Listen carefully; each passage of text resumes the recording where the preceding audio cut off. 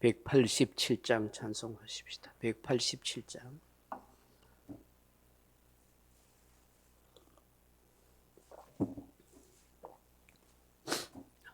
찬송가 187장입니다. 비둘기 같이 온유한 은혜의 성령 오셔서 거친 맘 만지사 위로와 평화 주소서. 진리의 빛을 비추사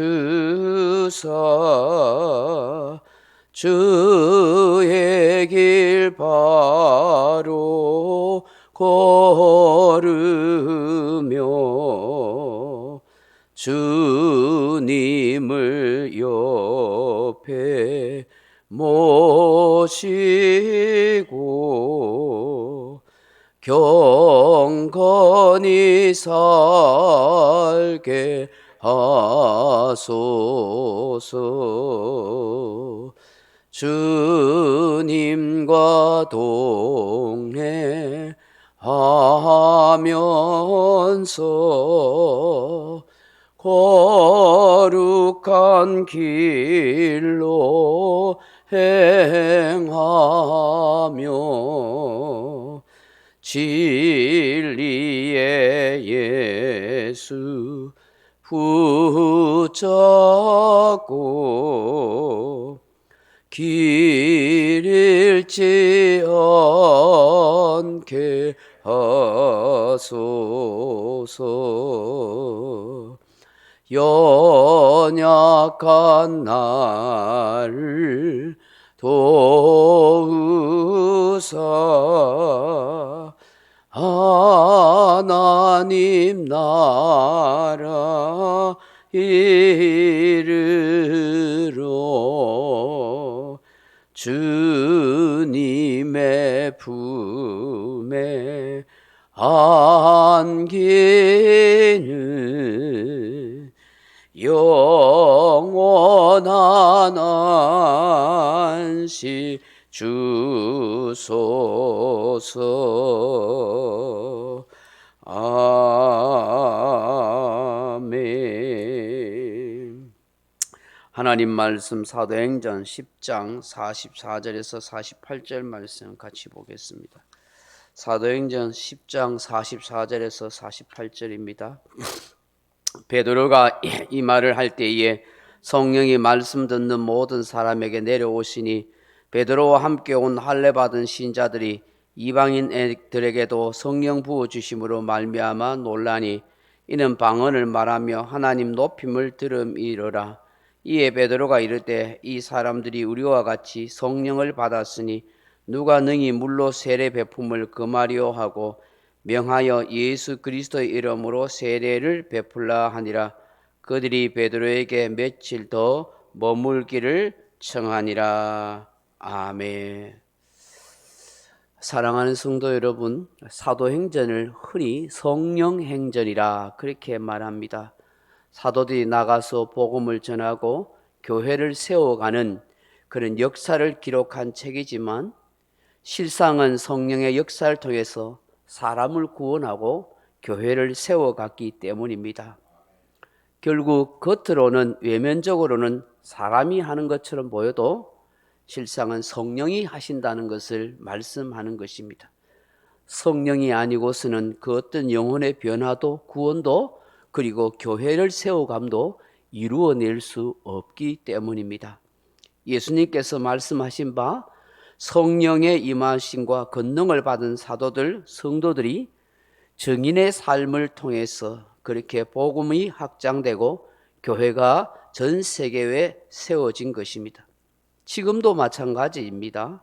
사람들을 통해서 일하시는 성령님의 역사하심이 함께하고 있습니다. 그래서 선교의 현장을 곧 성령의 현장이다 그렇게 말하기도 합니다. 이것을 선교 현장에 계신 분들은 생생하게 느끼고 목격하게 된다고 말합니다. 누가 참 그리스도인인가 알 수 있는 것은 그 성령의 임하심을 받았는가 하는 것으로 알 수 있지 않을까도 싶습니다. 사도행전을 보시면 성령의 임하심이 세 가지 특징으로 나타나는 것을 보게 됩니다. 그 첫째가 성도들이 모여 함께 뜨겁게 기도할 때입니다. 사도행전 2장에 보시면 성도들이 모여 오랫동안 하나님의 약속하신 성령을 기다리며 함께 뜨겁게 기도할 때에 바람같이 불의 혀같이 임하였습니다. 사도행전 2장 1절에 오순절날이 이미 이름에 그들이 다 같이 한 곳에 모여드니 호련히 하늘로부터 급하고 강한 바람 같은 소리가 있어 그들이 앉은 온 집에 가득하며 마치 불의 혀처럼 갈라지는 것들이 그들에게 보여 각 사람 위에 하나씩 임하여 있더니 그들이 다 성령의 충만함을 받고 성령이 말하게 하심을 따라 다른 언어들로 말하기를 시작하니라. 또 사도들이 안수할 때 성령의 임하심이 함께했습니다. 사도행전 8장 17절에 이에 두 사도가 그들에게 안수하며 성령을 받는지라. 사도행전 19장 6절에 바울이 그들에게 안수하며 성령이 그들에게 임하심으로 방언도 하고 예언도 하니라고 기록하고 있습니다. 또 오늘의 본문 말씀처럼 간절히 하나님의 말씀을 듣고 받을 때에 성령의 임하심이 있습니다. 44절 보십시오. 베드로가 이 말을 할 때에 성령이 말씀 듣는 모든 사람에게 내려오시니라고 그렇게 말씀합니다. 성령의 임하심을 통해서 베드로를 위시하여 함께 찾아온 할례받은 신자들, 즉 유대교에서 기독교로 개종한 성도들이 야, 이방인조차도 우리와 같은 성령을 받구나, 성령이 임하구나 하는 것을 보게 된 것입니다. 사도행전에서는 본문처럼 성령의 임하심의 증거가 때로는 방언을 말하거나 예언을 하거나 혹은 하나님을 높이고 찬양하는 모습으로 나타납니다. 이 장면을 보았던 베드로는 깜짝 놀라지요. 야, 이제 이방인들도 우리와 다를 바 없이 구원받는 하나님의 백성이요 자녀라는 사실을 확인하고 확신케 되었습니다. 사실은 아직까지도 사도들조차도 하나님의 뜻에 대한 분명한 지식, 예수님이 가르쳐 주신 만민에게 주신 회개의 복음에 대한 깊은 깨달음이 없었는데 오늘 이 고넬료 사건을 통해서 이런 확실한 깨달음을 갖게 된 것입니다. 그런 까닭에 물 세례를 주지 않을 이유가 되느냐? 그렇게 말하면서 물 세례를 주면서 이제 우리 모두가 한 믿음 안에서의 형제됨을 공인하게 된 것입니다. 하나님의 구원의 역사는 유대인과 이방인 사이에 차별이 없으며 모든 인류가 구원받기 원하시는 하나님의 뜻이라는 것을 알게 되었습니다. 예수님의 십자가의 죽으심과 부활과 그 사랑은 예수 믿는 모든 사람에게 차별 없이 이루어진 것입니다. 우리가 본문에서 특별히 한 가지 유의하고 넘어가야 할 것이 있습니다.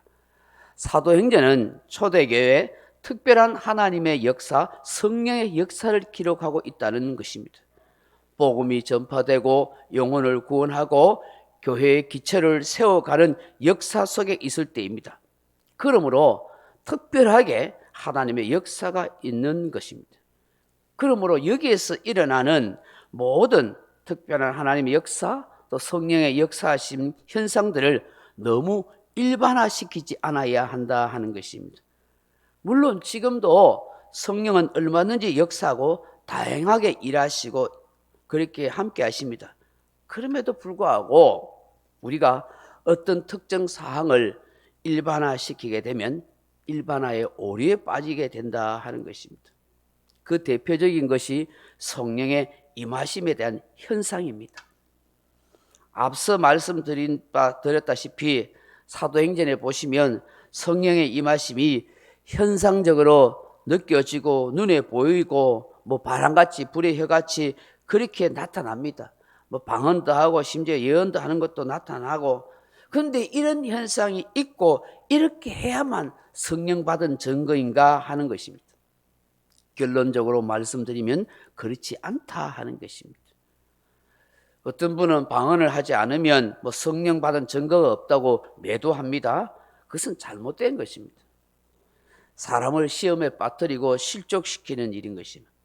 방언에도 외국말을 마음대로 구사할 수 있는 방언과 사람들이 알아듣지 못하는 방언이 있습니다. 이 또한 성령님이 주시는 은사의 일부분일 뿐입니다. 성령의 임하심의 한 증거일 뿐인 것입니다. 복음 전파나 믿음이 약한 자를 위해서 하나의 증거로 나타나는 것입니다. 사람들이 알아듣지 못하는 방언은 기도를 더 많이 하라고 주시는 성령의 은사입니다.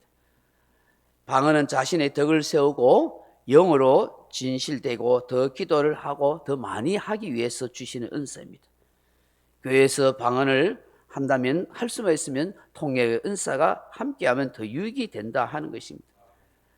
방언의 은사가 필요 없다고 폄하하지는 말아야겠지만, 그렇다고 방언의 은사를 받지 못했다고 낙심하거나 실족할 필요는 없습니다. 방언의 은사는 성령께서 다 주시는 것도 아니고 필요에 따라 사람에 따라 주시는 은사이기 때문입니다. 성령님은 얼마든지 사모하는 자에게 주실 수도 있지만 또 다른 은사를 우리에게 다양하게 주셨고 주신다는 사실입니다. 고린도전서 12장 3절에 보면 그러므로 내가 너희에게 알리노니 하나님의 영으로 말하는 자는 누구든지 예수를 저주할 자라 하지 아니하고 또 성령으로 아니하고는 누구든지 예수를 주시라 할 수 없느니라고 말씀합니다.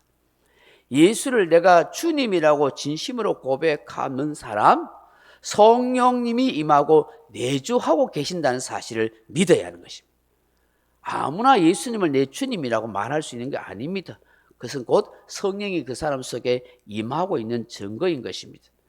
하나님을 아버지라 진심으로 고백하는 사람, 그 마음에 성령이 함께 하시기 때문에 그런 고백을 하게 하는 것입니다. 그 성령의 임하심이 다양하게 나타난다는 것이죠.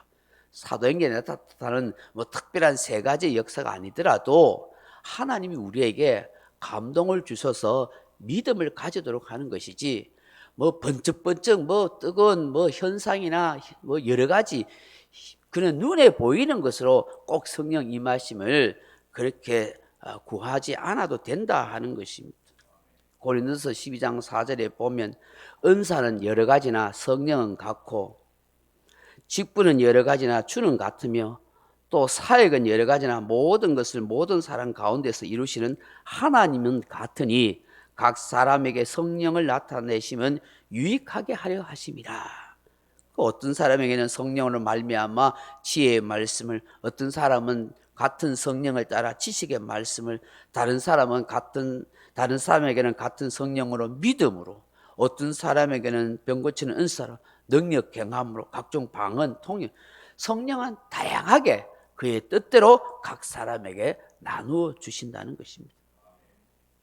이런 은사가 결정적으로 나에게 없다고 해도 내가 정말 예수님을 구주와 주님으로 믿고 주를 사랑하는 마음이 있다면 그는 그 누구보다도 성령의 임하심과 충만한 가운데 있는 것입니다.